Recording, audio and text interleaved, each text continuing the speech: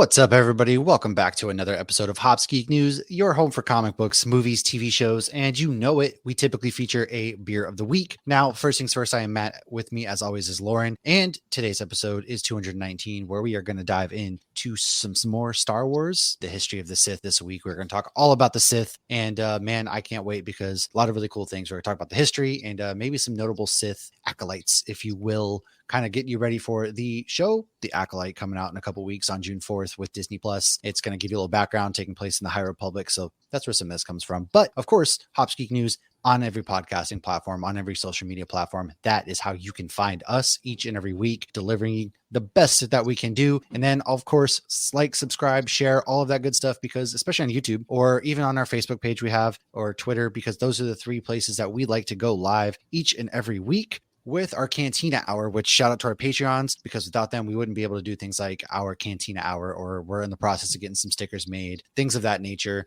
So thank you guys for supporting the show, patreon.com/HopsGeekNews. Now, Memorial Day today, when this episode airs, we are going to be sitting down to do Madam Web with our Patreons. So if you want to get on that action, all you got to do is subscribe to that, sign up for as low as $1. I feel like a cheapskate sitting here being like, give us your money. It's like Joel Olstein, but give it to the Church of the Sith. I don't know, man. Yeah, I'm starting to feel a little weird. Anyways, my beer of the week is a Liche Raspberry Sour from Southern Grist Brewing Company out of Nashville, Tennessee. It is a sour ale brewed with lactose, raspberry puree, and lychee puree. It comes in at 5.4%. The can was red. My beer fridge is surprisingly low, man. I don't know. It's called Hill, actually. Haha. It's like one of those weird, like, if you can see the number in this, your eyes are this good kind of things that old ladies put on Facebook. Didn't realize that until now, but yeah, man. Solid brewery. Oh, I love Southern Grist. Yeah. We've been there actually together. That was the first one we did in Nashville. It is delicious. So that's what I'm drinking, Lauren, because it's red, like I said. I got the Roosevelt's. It's a trap shirt. By all means, man, go check out roosevelts.com. They do 25% military discount, first responder boxes. They do deployment boxes. When I deploy, dude, you know damn well I'm going to be hitting them up for one of those, and a lot of good stuff over there. So get your Star Wars merch there. They don't pay us anything to say that. I just... one day, maybe. But Lauren, what are you drinking? Well, I'm going to peep my fit real quick. This is my Boba Oh, shit. Peep the fit. That I got for $3 at a thrift store called Out of the Closet, which always has amazing stuff. One of the best things about going to thrift stores in Orlando is you always find Disney stuff. So Out of the Closet. That's what my uncle is. Well, it's an amazing, actually, it's like right across the street from 1010 Brewing. It's right on that Barley Row. It's my daughter's favorite thrift store, and what they do, like free HIV testing and stuff. So it's like a non-profit. I don't know if it's a full-on nonprofit, but I know they do a lot of good for the community as well. But they always have, I mean, $3. Wow. Yeah. Any thrift store in Orlando has awesome Disney stuff. I got 2 popcorn buckets at the little kid thrift store. Why didn't you take me thrifting in Orlando when I was there? Like, what the hell? Next time you're here, we can go to the outlet. There's also like, I'm a little betrayed. Disney like gives all their stuff that they have found. Like, you lost your sunglasses on It's a Small World and you didn't claim them. They're going to this thrift store, and you can go buy like Prada sunglasses for $5 because somebody looked over the boat and they dropped in the water. Did you like get my entire family's Disney cruise outfit for each night at the go take probably pictures. Yeah. I'm like, Lauren, find us some things for each night and send some pictures, and I'll just Venmo you the money back. Well, they had the other day one that was like Princess Leia, and I think it would have fit me, but it was a very thick material, and then it had like a hood, and it had like the buns, and I was like, I don't know that I would wear this. So cool. Yeah, it's like when you, especially in Florida, like when do you wear that kind of deal? When it's always hot as balls there. So, but I mean, although I do have a Loki dress for the cruise that's the same material that has a hood. Dang, I gotta buy my stuff for the cruise. I haven't done that yet. But Erica and I did pick shirts. I need to buy them and I need to send them to you. So what I'm drinking? Oh, wait, yeah, send them to me, please. No, this reminds me. There's in Alabama they have something like this, except for it's nothing Disney. It's all the lost luggage from airlines. Oh. Apparently, there's a place in like Alabama where you can go and they have all the lost luggage from airlines. I don't know why I'm struggling with that word tonight. That's and ridiculous. You can like pick through their shit. I don't know. It's kind of strange. Luggage isn't lost. They messed up. It wasn't like somebody like was like, whoop, I dropped my sunglasses. Unless you died on the flight. I don't know. Right? It's like the stuff from Lost. What does it just fall out of a plane? People pick it up like, oh yeah, let me go donate to Mobile, Alabama or something. That's crazy. I will say, if you ever do lose anything at Disney, file a report, and if they do find it, they will mail it to you. I actually lost a Magic Band. I didn't even file a report, and they mailed it to me because they could just scan it and see whose it was. And that's cool. But so my beer is very much so on point. It is called Rule of Two. It Pit Brewing. It is a milk stout, and I have it in my little Vader glass. However, I am a jackass, and this has been in the back of my fridge for 2 years. This was released on May the 4th. How's it taste? It tastes like a milk stout. It's very sweet. Well, stouts you can age for like ever. Yeah, but it was in a crowler, so I should not have aged it. It's still pretty good. It's very sweet. So for me, milk stouts are not really something I really order. It's like I will take a taster of it. I don't either too much. Pint. They're kind of like too thick for me. Well, this isn't super thick. I don't know if it's because I aged it. It does have lactose in it, though. You just wait. The rule of 2 means you're going to be growing a second head soon from all the bacteria that grew for the last 2 years. It's been in the fridge. I know. I will probably have something else by the time we get to our main segment, though. It's fair. But that is what I'm drinking. Rock Pit, almost every year they do a May the 4th beer release. A lot of times they do it with Casey or Jamal, which is Geeks and Beer, or the Hop Circles. Man, I need to get in with a brewery around here and do that, man. I'm telling you what are we doing? Yeah, that's awesome. That was Empire.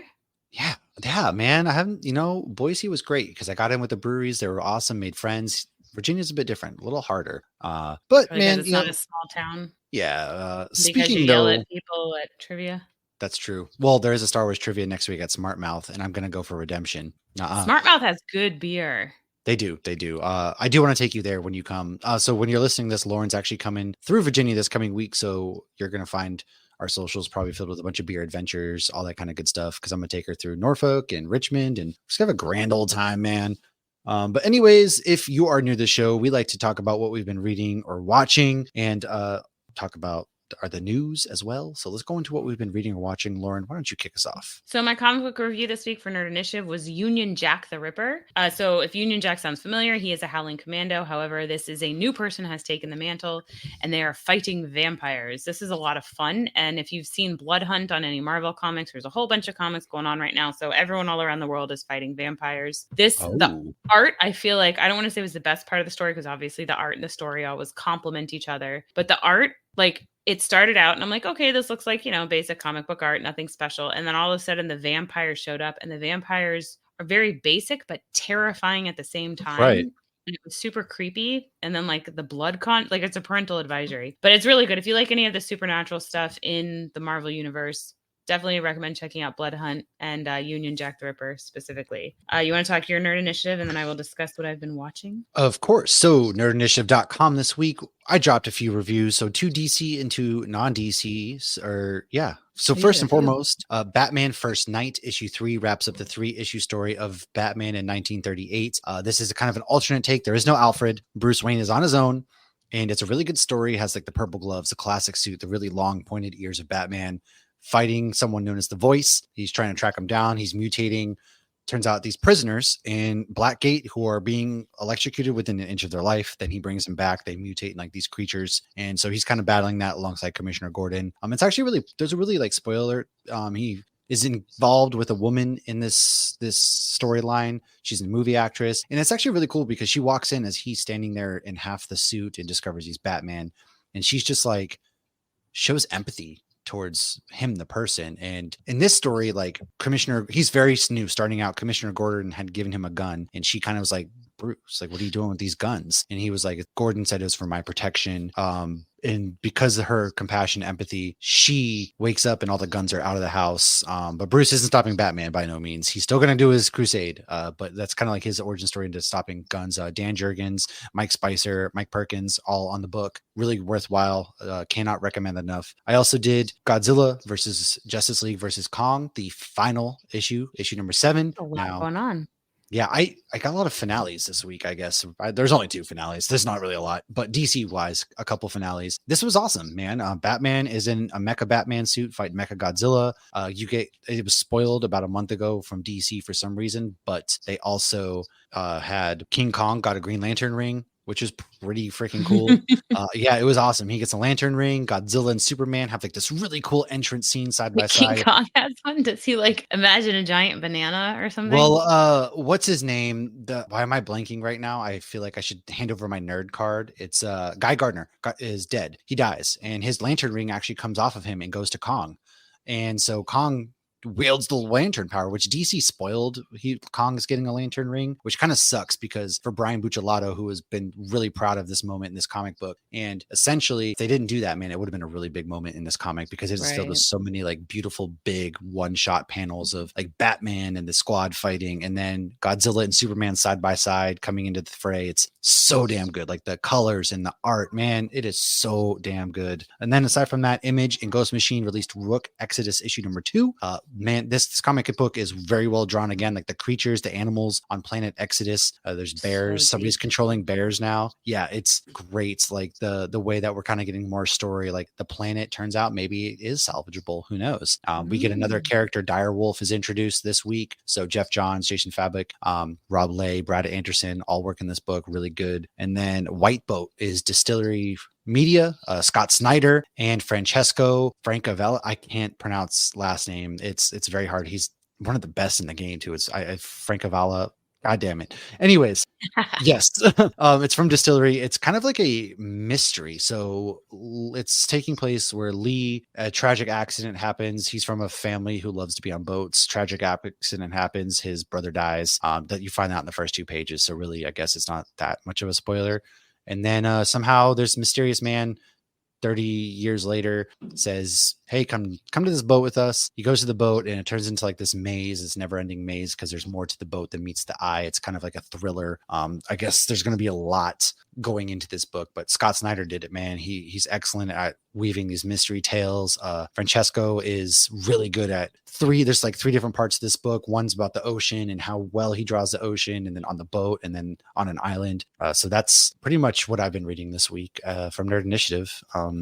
So why don't you go ahead and let us know what you've been watching? So I did finish the Daryl Dixon show, and I just wanted to talk about for any Walking Dead fans. If you didn't make it through the show, I feel like you can still watch these shows. And here is what I will tell you. It's worth it to buy the AMC Plus to get to watch all 3 shows. Rick and Michonne that show's fantastic. The Ones Who Lived. I know I talked about it a few weeks ago. That one is 100% worth watching. Highly recommend watching it. I feel like there's a but. Daryl Dixon was not coming. Daryl Dixon, I think, was better than the Negan and Maggie show. So what I will say, Negan and Maggie show, it's like they don't know what they're doing with Negan. Are they like try to make him sympathetic, and then he shows more of like his true evil colors? And obviously what he did to Maggie is not really redeemable. You know, you can say like, oh, I forgive you in a, way that, she needs to move on. Bashed my baby's dad's brains in. Right. While she thought she was miscarrying. But yeah, so that, and obviously every time she sees him, she still thinks of that. And in the show, they actually play into that. Like she keeps having kept showing Glenn with his freaking eye popping out, and I kept having to look away. But the Daryl Dixon show, I actually did enjoy it. I thought it was good. So he ends up in France. I won't say how, they do explain it. But what's funny is like he ends up coming across these nuns. And at first it's kind of cheesy. And he's like, what are you guys, killer nuns? And the next thing I know, I swear to goodness, I saw a nun holding an angel blade, like from Supernatural. And then at another point, I saw they were both in Supernatural, so that makes sense. Well, no, not the Negan and Maggie show, the one with Daryl. So Daryl was not in Supernatural. Oh, my bad. We crossed through. Yeah, sorry. So we're on Daryl Dixon now, which Daryl Dixon I liked much more than I liked. I think it's called Dead City. But the nun thing doesn't last long. But it's Daryl Dixon's very religious. It has a lot of religious kind of undertones and stuff. I will leave it at that. Obviously, Daryl's not religious, but it's kind of funny. Oh, I was like, yeah, that's surprising. Yeah. Yeah, no, he's not at all. But they poke fun at Americans because at one point they're trying to pretend that Daryl, like they're trying to convince somebody that Daryl is a priest.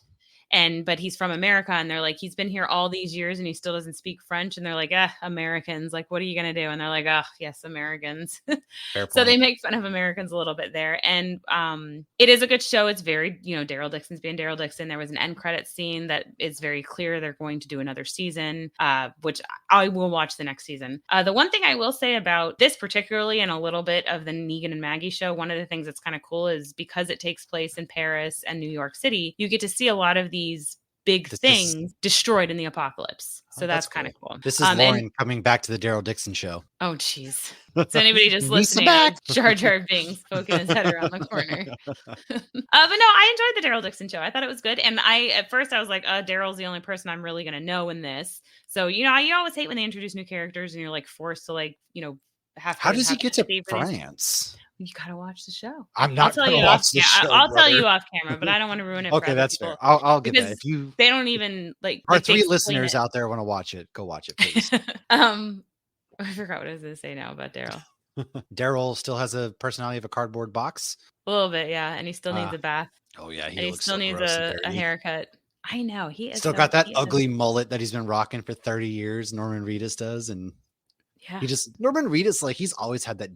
Like, no offense to him, he's just always kind of had that guy. Like he's the dude who sells you drugs who doesn't shower kind of look about him, and just even when he goes back to Boondock Saints. Carol even tells him at one point, like, take a shower. Like when they get to Alexandria, I remember she's like, you need to shower. I don't want to shower. All right. But yeah, and it looks like they might be tying some of these in together in the future. There were some things going on. They already did that once. Growing and hopefully bringing back the universe. I don't know. Who knows if Rick will show up again either. So I don't know. I don't remember what else the other thing was I was going to say, but it's worth watching. I liked it. All right. You know what? You guys make your own opinions. All right. Make your own opinions, because here I watched a movie that a lot of people said weren't very good. And speaking of franchises that will never die, I watched Ghostbusters Frozen Empire this weekend. Honestly, man, I love this franchise. I love the cheesiness of it. I love like the family aspect of it. Cause you know me, baby. Speaking of which, real quick, never mind. I'll get to that in a second. I went to a Corona. I will get to that in a second. But this movie is great. Honestly, it was kind of weird that like Finn Wolfhard was hardly ever even seen or had a line in this movie. He was in it enough, I felt like. This movie, obviously, so like Ghostbusters Afterlife was about him, whereas this one is more about her, his sister. Yeah. So I guess I get it. It felt like they were trying to do like that weird love subplot with the ghost girl that just kind of 100%, yeah. But it's like they couldn't commit to it for some reason. Well, she was dead. What were they supposed to do? She found a way to become a ghost. Okay, that's all I have to say. But like, they just kind of like permanently. I know, but still, like, whatever. And but overall, though, man, I thought this movie. I love how the old cast, like Dan Aykroyd, is very prominent in this, kind of being like that mentor. Paul Rudd, I thought, brought the heart to this movie. Could have done without the mom. She's just kind of there. But it's like I love seeing the car running through New York City. Winston got his time to shine in this one because he wasn't in the last one. Bill Murray was barely in this one, which I thought was fine. And then they continued to just like they brought what's her name back for this with the glasses. Oh yeah, we got one. Yeah, and then the mayor has looked the same since the 80s too, which is kind of really funny. has. That guy has never aged. Yeah, same personality. And then who I want them to bring back is Rick Moranis' character one day, if they like in the next movie they do. Like just give him like a quick scene. And Bill Murray married Sigourney Weaver, and they have a kid together, and that's never mentioned. Oh yeah, that is weird. Yeah, I never even thought about that. In the second one, or the first one, the baby's at the end of one of them, and he's wearing Pooh Bear pajamas. I think it's the second one. Interesting. Yeah, I never thought about that because I was like, "Where's Sigourney Weaver and all this?" And they don't even talk about her. But he comes back to the firehouse. Man, it was overall though. I enjoyed the movie. When it comes to this franchise, nostalgia glasses, whatever you want to call it. I know people had their issues with it, but it's got a lot of heart. It's fun. Ghostbusters is a cheesy franchise. At its core, it is a cheesy franchise. They turned a Stay Puft Marshmallow Man into a giant ghost, and they blew it up in New York City. What more do you want?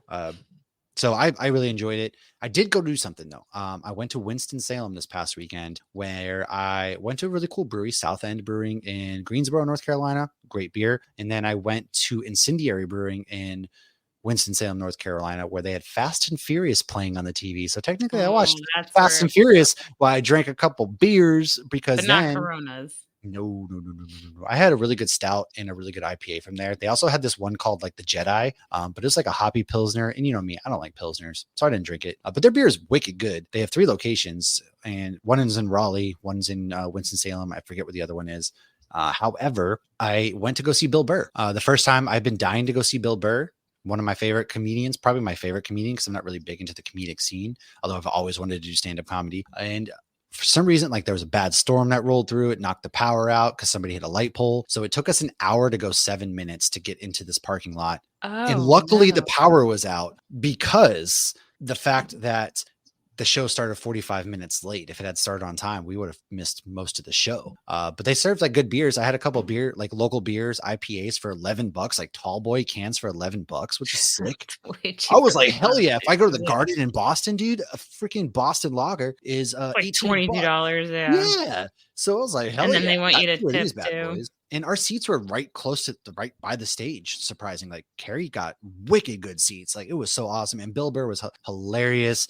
Joe Bartnick opened up, man. I had never heard him before. He was great. They definitely like, it was great just hearing him, like they towed the line, but some of the jokes, you're like, oh my God, like they said that. Bill Burr does that. Yeah, I love him, man. He's like an angry Bostonian guy who hasn't lived in Boston for like 30 years, but he's still that old angry Boston man I know and love at his core, which reminds me so much of home. But I feel like he's one of those that like he makes fun of things that are like fucked up and like he will toe the line, but he's still usually on the side of like right. So yeah, he's like Family Guy. He makes fun of what's wrong with society, and he calls himself out for being angry. And I love when he talks about like his wife because he's like, so I was like, okay, she was right. I have anger issues. Oh my God, the best joke was like he was like, I've been sad lately, I have depression because I never resolved things as a childhood and all this. And my wife came in and I kind of told her, and she goes, "Oh, I'm sorry." And then she left. And he was like, wait, you can do that? All these years I've been having to sit there and listen to my wife tell me about how sad she is. And I pretended to care and you can just leave. I was like, bro, that felt so close to home. I was like, yeah. And, but he called out like both extreme sides of any sort of topic. And the crowd, man, I didn't realize, like I was at the crowd and I was like kind of looking around, and it turned out the crowd was like basically 95% of this crowd is old white people. And I was like, oh my God. Like, those old white people that kind of dress like they're young still, they get in their little skinny jeans and all those. I wear skinny jeans. No. I'm talking about like 65-year-old white woman who get like, they're trying to dress, they're still in their 20s or something like that is a lot of the crowd. And I looked around and I was like, sweet baby Jesus, Italian men in their fancy gaudy shirts. And I was like, oh God, when did I become a part of this crowd? I'm usually like the ones hanging out with the hip, cool young kids. And I'm out here with the old, aging, bald white men. What the fuck? Boomers. It was a culture shock for me, but the show was great. Awesome. It's also where you saw it too. That'll impact the audience. I feel like Bill Burr really is like, a lot of people listen to him of many different races and sexes and everything because he makes fun of everybody. He's an equal opportunist. He's just so awesome. I seriously love him so much, but that's my long-winded rant about what I've been watching. And let's roll into some news real quick. First things, a Vision series. Paul Bettany's coming back to play Vision. If you remember in WandaVision, he turned to White Vision. White Vision. He said, all right, I'm out. Bye. It's going to release. Wait, I'm feeling something, remembering something. I request elaboration. All right, bye. And just dipped. So that's going to be coming out in 2026. Maybe has to play into some Tom King's run that he did back in 2015. Maybe Terry Matalas will direct. He did Star Trek Picard, which a lot of people raved about. I'm not a Trekkie, didn't watch it. A lot of people talk about it. Yeah, a lot of people loved it. And then another thing, man, the great streaming wars. We're here. One big circle time is as Comcast will launch Stream Saver, which will be a Peacock, Netflix, and Apple TV bundle that starts at $15 a month. And I give that about 30 days before they jack the price up to like $25 a month or something like that. I got a text today saying T-Mobile is going to jack every line I have up by $5 a month. Every line you have? That's the kids have lines. Yeah. I originally got 2 extra lines. Yeah, whatever. These sons of bitches, it's like when you go to the grocery store and they're like, is this amount okay? Do I have a choice? Right. Do I have a choice here? And then they just hit you up. Hey, we're raising $5 extra a month, so $20 extra. I got these 2 extra lines because it was supposed to be cheaper than what I was paying. I know. They always tell you that. And that's how your 10-year-old ends up with a phone. Well, both kids have an iPad, and that's what they do. So they can text me, FaceTime, all that kind of stuff, especially when I'm gone. Joke's on me.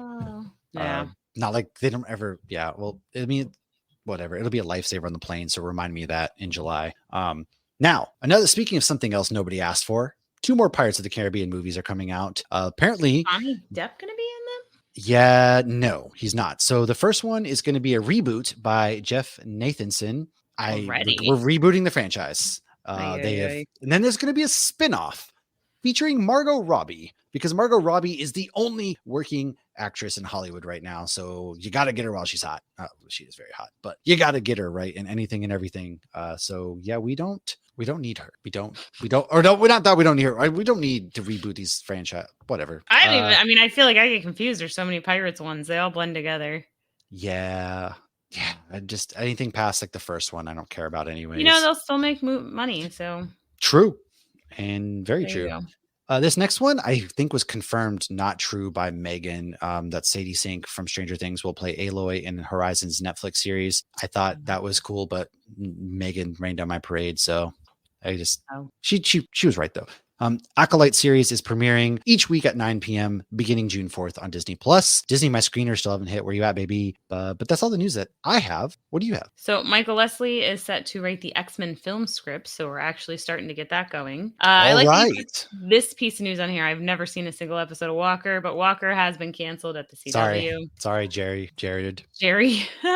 Jara. I was gonna say Jared Padalecki, but then I second guessed myself on what his last name was, and then I was like Jared. They even say it in the show. He's something called a Padalecki. Yeah, see? So Jonathan Hickman and Greg Capullo are actually teaming up to create a Wolverine Revenge comic. It will be a 5-issue limited series coming out this August. Marvel is announcing stuff left and right. They have a lot of big things coming out in August, dude. Like Storm has a series. Like all the big X-Men are getting their own series starting in August. A lot of good stuff. I think they're just riding the coattails of X-Men 97. I mean, that and they're going to get you high. I feel like this is going to start leading into the movies now that they're starting the movie. This is going to kind of be like, you know how every time Marvel movies come out, their comics kind of reflect the movie. I think that's what these guys are getting ready to do. I wonder if they're going to sync them a little bit more, like give them more info when they write the comics. Like, look, this is where we're going. I mean, that's a big risk because things could get out, but it'd be kind of cool if you could have some of that kind of syncing up of the comics and the movies a little bit. But I mean, I get it. It's already such a big universe. It's hard to do that. Sure. But speaking of X-Men 97, the making of is now streaming on Disney Plus. That is, just go to Marvel's Assembled and you can see the making of all of those Marvel Disney Plus shows. I don't want to disappoint anybody, but Venom: The Last Dance will apparently be the final Venom film. I thought we knew that. I guess they're just. I can't believe that's the title. I know, The Last Dance. I really can't believe that's what we're going with here. Wasn't that like a movie with The Last Dance? That's what the Michael Jordan documentary, the Chicago Bulls documentary on Netflix is. The Last Dance. That was a good documentary. Oh yeah, it was. But Venom: The Last Dance. Oh boy. With Julia Stiles. Save the Last Dance. Yeah. You know what I watched today? There was a Spider-Man trilogy marathon on TV today at work. So I watched Spider-Man 1, 2, and then of course Spider-Man 3. I just forgot how bad emo Peter Parker was with Tobey Maguire and the shit he says. I'm gonna put dirt in your eye, gonna cry, and then just and then he's just dude, I forgot how bad those scenes were. Holy shit. Like, emo Peter Parker and emo Anakin Skywalker, they just could have felt a lot of feelings together and listened. They could have really done some 3 cheers for Sweet Revenge together. I forgot that Elizabeth Banks is in that movie. So is Bryce Dallas Howard. I forgot both of them. Yeah, she's Gwen Stacy. Yeah, first of all, I would have ditched Mary Jane for Gwen Stacy in a heartbeat, but that's neither here nor there. So Hawkeye season 2 is apparently in early development. If they do this again, I really hope it's Christmas time again. That probably would be redundant. Maybe they should do a different holiday, like make it Halloween in New York. That could be fun. I don't know. Hawkeye Lost in New York. Hawkeye 3. It's Christmas Eve and I've only wrapped 2 fucking presents. I love that. Yes. And I hate you because I hate. So that's all I have. All right. Talking about hating people, let's talk about speaking of hate. Let's roll into the history of the Sith. Now, history of the Sith code. Let's start with the Sith code, man, because the Sith live by a code. They are full of anger, hate, lust, revenge. But to them, peace is a lie. There is only passion. Through passion, I gain strength. Through strength, I gain power. Through power, I gain victory. Through victory, my chains are broken. The Sith are force wielders. I'm sorry, you could say that in yoga and it would be like honestly empowering. Like it doesn't sound bad. I would join that church in a heartbeat, dude. I know. It almost sounds like a freaking prayer through passion. That's what I'm saying. You're over here chanting like Christ through all of it. Through Christ, I gain passion and strength. Through Christ, Vader, and strength and power. Through Christ, I gain power and victory. Through Christ, victory and Christ breaks my chains. Through Buddy Christ. It's just marketing, Buddy Christ. It is. Thumbs up. Honestly, like that's it. What do the Jedi have? They don't have anything like that. Fear is the path of the dark side. Fear leads to anger. Anger leads to hate. Hate leads to suffering. All right, get a girlfriend or boyfriend. You better not bang the hottest women in the Senate. The Sith code over here, like, man, we're going to kill everybody. We're going to fuck everybody. Here's our code. Let's get down to business. And the Sith are force wielders who take from the dark side of the force, while the Jedi pull from the light side. They use their negative emotions, such as hate, anger, sadness, and pain to become even more powerful. Now, Lauren, why don't you tell us a little bit about when the Sith initially formed, the cult that I would absolutely join if this was real today? So they joined in about 5000 BBY before the Battle of Yavin, and they were ancient enemies of the Jedi Order. They actually got their name from the species of a planet they ended up on. The species is called Sith, and they're red and they have face tentacles. And like we've said before, they were susceptible to using the dark side of the Force. The Sith were established by a rogue Jedi named Agentu Paul. I don't know if these are correct because these were not in the movies and stuff. This is a lot of this lore comes from the Old Testament, if you will, before Disney bought Star Wars. They've never really expanded on the Sith lore in the High Republic in the old days.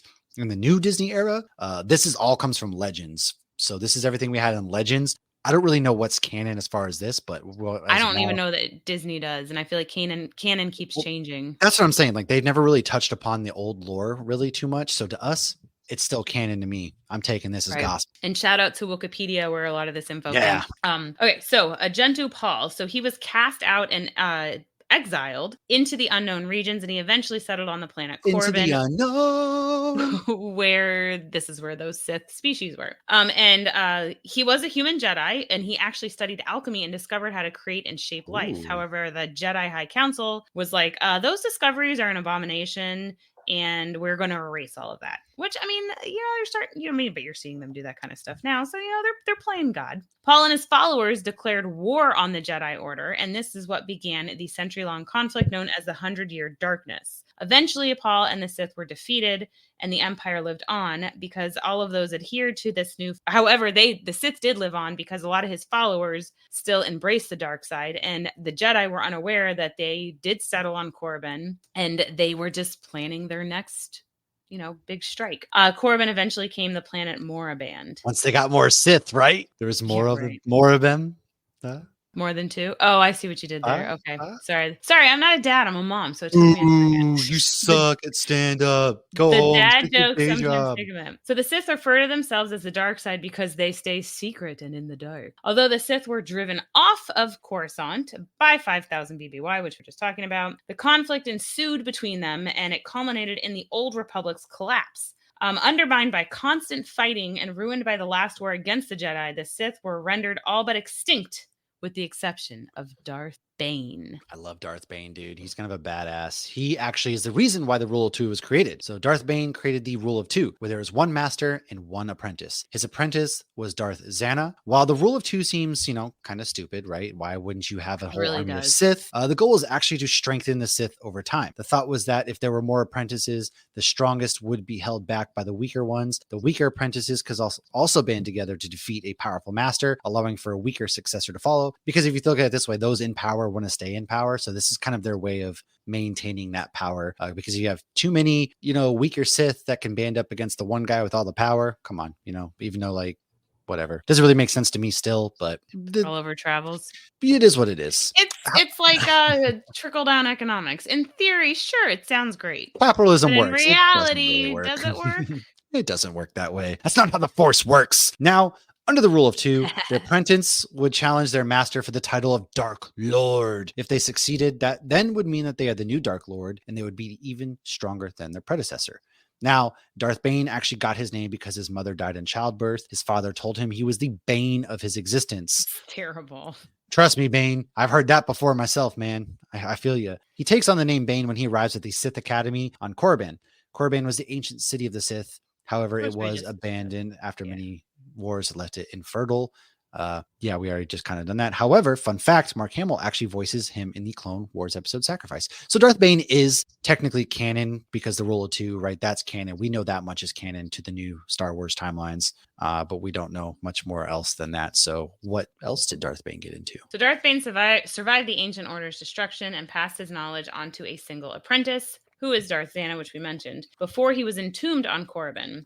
As a result of the Rule of Two, the Sith were all but forgotten, while the Jedi focused their efforts on preserving the new age of peace under the modern Galactic Republic. So for over 1,000 years, the Sith remained dormant until Darth Sidious and Darth Maul in the year 32 BBY in Episode 1. So the Phantom Menace, ironically, the Jedi learned better combat skills to actually fight the Sith, but that also led to more Jedi going dark side. The Jedi got too high in their own supply because we're both like, I'm going to cover this in our Cantina hour. Go listen to that. However, they got so complacent, which is why the Sith kind of came back. Personally, what I would love to see in the next trilogy of Star Wars movies that they're making, give me some more of those Sith. Like, let's get this war going again. Let's enter another 100-year Sith war. I mean, who doesn't love 100 years war? I'm telling you.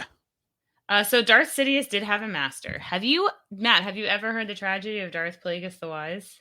No. He was powerful enough that he could use the Force to influence friends and manipulate people. You're supposed to say, I thought not. It's not a story the Jedi would tell. And then you go into this. Come on, Lauren. All right. So, he was able to use the Force to influence the midi-chlorians to create life. So is he Anakin's father? Can we talk about that for a second? Kind of what everybody thinks, but the timeline wouldn't really make sense, right? Because, no. Well, I thought at first maybe no, it would. Oh, wait, no, it would make sense. So that's the running thing, because the big kind of thought is because Palpatine kills Plagueis like on the eve, which I'll get to in a minute. We'll go back to that. Actually, I'm going to circle back to that. He killed him in his sleep. Yes, but I mean that's the rule of two. Yeah. Oh, you're not going into it yet. No, you're right. Now, okay, Darth Sidious uses this info to manipulate Anakin, causing him to go the dark side by making him have nightmares of Padme dying in childbirth. He then needs him to learn how to save her. However, before taking Darth Vader as an apprentice, which is his next apprentice after Darth Maul, he had Darth Tyrannus, who was Count Dooku. Now, it does. Now, Count Dooku was actually Qui-Gon's master for a long time. He was very Jedi, all that good stuff. So again, another fallen Jedi. It's all very ancestral, with the Jedi and the Sith, right? Asajj Ventress was Dooku's Sith apprentice for a long time before he turned on her. And she and Quinlan Vos find each other. Check out a recent episode on The Dark Disciple that actually kicked off Star Wars Month, where we talk a lot about them. Now, Dooku is then killed by Anakin in episode 3, which is when Anakin becomes Darth Sidious, aka Emperor Palpatine's newest apprentice, where Sidious encourages Anakin to kill Dooku, as this was further pushing Anakin to the dark side. Dun dun dun. So Sidious and Vader, we've seen this in Obi-Wan Kenobi show, and obviously we just saw this in Tales of the Empire. They start creating Inquisitors, which are a group of dark side Force wielders who hunt down those Jedi that are still remaining, and they're out there looking for Force-sensitive kids, obviously for multiple reasons, as we saw in Bad Batch. They're experimenting on them, they're killing them, they're training them, they're doing apparently whatever the hell they want to it. Vader helped train them, and many were actually Jedi kids, much like Reva, who we saw in Obi-Wan Kenobi. Yeah. So side note on the Night Sisters, they're from Dathomir, which we see in the cartoons. And Dathomir, get it right. Jeez. Dathomir. I say Bo-Katan different every time. So Bo-Katan. Bo. So they were in Ahsoka, and they are Force wielders that seem to lean a bit dark, but they're neither Jedi or Sith. So that is something that not every Force wielder is Jedi or Sith. Many are in between. Obviously, you have Ahsoka. I am no Jedi. And we'll get into Kylo Ren has actually never been a Sith. Nope. So when Darth Sidious and Vader actually died in episode 6, which is for ABY after the Battle of Yavin, many believe the Sith died with them. However, we do have Palpatine return, but Kylo Ren was never actually a Sith. Yeah, so I am not he wasn't a Sith, obviously, because he never really fully. He didn't train. Well, he trained with the Jedi, but then he never had a Sith master. No, right. So the Sith are there's things that kind of. What does it mean to be a Sith? He never fully, I guess, embraced it, right? They're devoted to the dark side, driven by their emotions, blah, blah, blah, all that kind of stuff. But he never really became one, because he never really, Snoke wasn't a Sith, or maybe you don't really know. So he never really was trained and accepted. You never saw his eyes turn yellow, which is the golden thing that they fully accept and embrace the dark side. Kylo very much struggled, with it all. Though. I feel like that was him going full Sith, full dark side. Right. But you still have dark side users. You just don't have pure Sith yet in the new Star Wars universe. There's dark side users, sure. There's certain things that classify Force lightning, or the red lightsaber where you bleed the kyber crystal and leading into your anger and hate. But Sith is fully accepting the power of Satan into your body and taking. Sith go to church every Sunday, and dark Force wielders just go Christmas and Easter. Exactly. That's right. They're you're not real. You just pretending, boy. Yeah. So some notable Sith actually, when Darth Sidious died, an emperor, blah blah blah. Now some notable Sith, like we first mentioned, was Darth Bane, who's the legendary Sith Lord who reformed the Sith Order after their defeat roughly 1,000 years ago. Now Darth Bane rightly recognized that the Sith's tendency towards infighting was their greatest weakness, establishing the rule of two to limit this in Legends. Darth Bane's story was told in a stunning trilogy, actually, by Drew Karpshin. There's some evidence of Darth Bane's canon story, with a throwaway reference suggesting he became the Sith Emperor shortly before the Jedi defeated him. You get a little bit in Clone Wars, so he's actually, since he created the rule of two, they kept him as canon. Now we also have Darth Maul, who is from Dathomir, and he becomes Palpatine's apprentice. You see him unceremoniously in episode 1, where he gets halved by Obi-Wan. And that's not the end of his story. He comes back in Clone Wars. And he gets new legs. But Lieutenant Maul, you ain't got no legs. I got these spider legs. And then they start turning to other things. And so the whole thing with the Sith, why they don't necessarily die, it's believed between Anakin and like Maul, is because their hate is fueling them. Which that's what's keeping them alive. Like Anakin's hate is what kept him alive on the sands of Mustafar. I also think that, Padme's life force too. But I mean, hey, only the good die young. They made a whole song about it. Maybe they were talking about the Jedi versus Sith. A lot of people enter the 27 Club, but so Darth Maul, he kind of trains. He was a Sith. He trains Savage Opress, who's his brother from Dathomir. I will never get over that name. It's Savage. Well, how can we make it? What about Savage? Because he's a savage. Well, why don't we just make it exquisite? Fine. It's like, Savage. You know what? I don't shop at Target. I shop at Target. It's more of like, try out this new men's cologne, Savage by Michael Kors. Oh, that's yeah. That's from. Well, so you didn't watch Friends, so whenever I go to make a Friends reference, I go to stop myself. So another very notable Sith that was Malik, Darth Malik. Him and his mentor Darth Revan were originally they were Jedi during the Mandalorian Wars. Revan actually sought to defend the galaxy, which Malik and other Jedi followed suit with him, and thus they ended up destroying the Mandalorian people. There's this big war. The people, not Din Djarin. No. Like the Mandalorians were actually pretty much wiped off the face of the galaxy due to this war at one point. I feel like happens. Mando being called Mando ruined it did all of that. Yeah. So before I'll dive more into that with Revan, but the duo wanted more after this. They go beyond space and they find the Starforge, which was corrupted. Starforge is pretty deep to go into. It's like this base essentially. It's corrupted, and from there they fell to the dark side and ruled as Sith until Malik sought to overthrow Revan, where Revan actually cuts his jaw off at one point. It's pretty brutal. Yeah, it's pretty gnarly, which forces him to have like a metal jaw. Dude, it's so rad and gnarly. It's awesome. The Jedi then seek an opportunity to infiltrate their base. Revan gets knocked out. The Jedi take Revan back to Dantooine. The plans are on Dantooine. That's a very unoriginal name for a planet. I know. Now, they actually rewire his brain, and Malik thinks he's dead at this point. Now, years later, during an epic battle on Starforge, Revan returns, killing all of the Dark Jedi, including Malik himself. So, Revan. Who is Revan? He was actually created in Night of the Old Republic game as the main playable character, born in 3,994 years BBY. He was taken and trained to be a Jedi by Kreia, who would also become Death Treya. Crazy.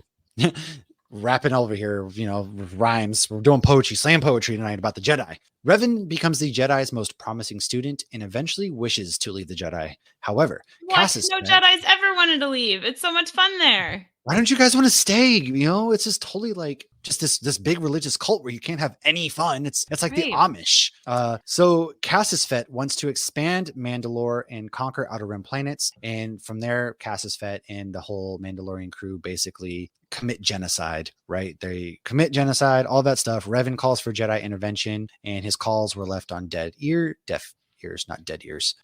So from at that point, Revan and his crusaders went to Cathar and experienced a force vision showing them that the genocide, where he picked up an abandoned Mandalorian mask, dons it, swearing it would stay on until all of the Mandalorians were defeated forever, which after a vicious battle, he was named the Supreme Commander. In general of he was named Supreme Commander in General of the Republic Army. Thus from that point on, he sacrifices his morals as the war wages on. From there, he discovered Sith artifacts on Malachor and would then plan to massacre the planet's inhabitants of Malachor and use the dark side for his fleet. Yeah, he would purposely put his soldiers in harm's way, thinking that it made them susceptible to the dark side. After the war, him and Malak So leave and establish a Sith academy on Korriban to strengthen his army of millions of fallen Jedi. Yeah. During a duel, he cuts off Malak's jaw, like I talked about, after which they were lured into the trap. After destroying Starforge, when he comes back as a Jedi, he marries Bastilla Shan, who actually initially captured him, turning him back into a Jedi, knowing that she had the power to boost power and skills of fleets through the Force using battle mediation. No, so a little Force skill there. He was then responsible for the return of Mandalorians. He shows up, and there's a lot more that kind of goes into him. There's so much history on Revan that I feel like he deserves his own episode because of the way he was actually the father of the Sith Academy and everything. So yeah, in doing this, like I had said, I want to do a whole episode on Darth Maul, and that's the thing. It's like the more we go into this, the more we're like, oh, we should deep dive into that character. So I feel like we already have so hard, dude. Yeah, May planned out exactly. Yeah. But if somebody wanted more of this character, like where is a lot of the stuff that he comes from? Is a specific book, specific comic? So Revan was again created Knights of the Old Republic, which is probably much renowned as the best open world Star Wars game to ever exist. It was an early 2000s game. There was always talk about bringing it back. They haven't. They keep teasing us like, hey, it's in development. We're bringing it back remastered. And then they just don't do it. Fans have been dying, willing to go to the Sith themselves to have going to the dark side. No, when I tell you, like, you got to create your own Jedi, or whatever, it's this open world game about during the High Republic era. Dude, it was so good. It's the best Star Wars game ever created, hands down. Better than Jedi Fallen Order? Hands down. This is open. You're an open world Force user. It's amazing. Well, that's the only one I ever hear about. Like, as somebody who doesn't play video games, like I'm very much so aware of that game. So that's why I'm like asking about that. Yeah. But it could also be because I like Cameron Monaghan. But they sell like That's they don't fair. like I only see like Cameron Monaghan, like they sell his lightsaber at Disney.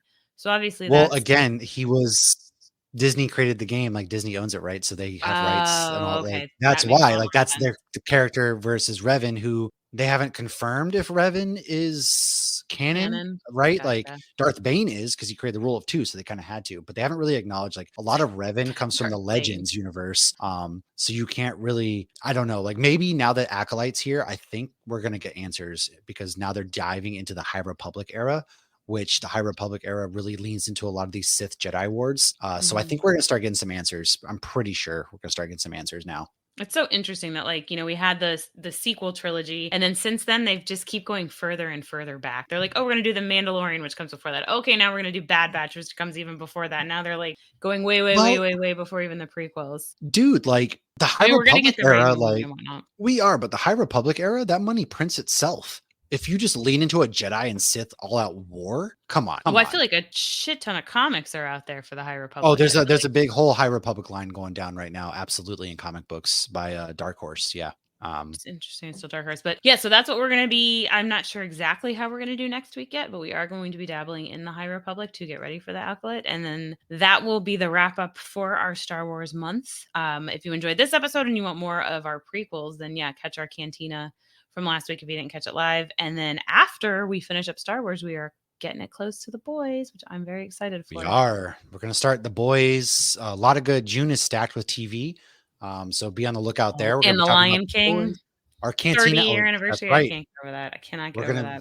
30 years, Jesus. We are going to be talking Lion King. We're going to be talking The Boys. Our Cantina hours are probably going to be a lot of Boys recap episodes. So get down with that, man. First and foremost, like just make sure to like, subscribe, share, follow. That's what we have coming down the pipe. And then before you know it, Lauren, we have 55 days till our cruise, which I'm pretty excited about. We booked like our first official, my first official thing here. We're actually about to book, Deadpool Wolverine tickets where we're all going to get to go see it together in London. So July is going to be a really crazy month too. Lauren's coming here to visit for a couple days this coming week. So be on the lookout on our socials where we're going to be just hanging out. Like more than likely, like we always talk a big game and then it just turns out we don't get to see each other often. So we all just drink beers and have fun. So that's pretty much what it's going to be, is just sharing beer pictures. But there was one Valentine's Day. I'm like, there's got to be a picture of me, Matt, Carrie, and Josh together. That'll be cute to post on Valentine's Day. And no, the four of us did not. We'll get it this week. We'll get it this week. We always get distracted because you're just hanging out and lost in the moment. I'm the worst at I'm great at taking pictures at home of my beers, but I'm the worst at taking pictures out and about. You gotta live in the, you gotta find the balance. Live in the moment. You do. So that's what's coming down, man. Hang out with us. thank you for hanging out with us this episode in particular. Go support the show. Can't wait to tell you, like, let us know what you think about Sith, what your favorite Sith is, who your favorite Jedi is. Bad or just misunderstood? Honestly, I'm kind of down with the Sith just from the get-go, but. Well, I mean, I had episode 3 on today, looking at the look of terror on Dooku's face. It's a trap. Well, yeah. Count Dooku's like, you betrayed me? Buddy, the Sith are built on betrayal. What are you? Don't catch up. He was also... I'm going to get a shirt that says Dooku was right. I mean, he did tell Obi-Wan the entire plan. And Obi-Wan's like, yeah, right, buddy. Yeah, right. And Dooku's like, I'm literally telling you the truth. Like, what the hell, man? But it's neither here nor there. Thanks for hanging out with us. We will see you guys. Damage is already done. Next week. The Empire has already fallen. The Republic has fallen. We're all in shambles. Stay First tuned. Order is strong and hiding in Galaxy's Edge. Strong. Hiding on Batuu. It is. It is true. We'll see you guys next week. May the Force be with you all. Cheers.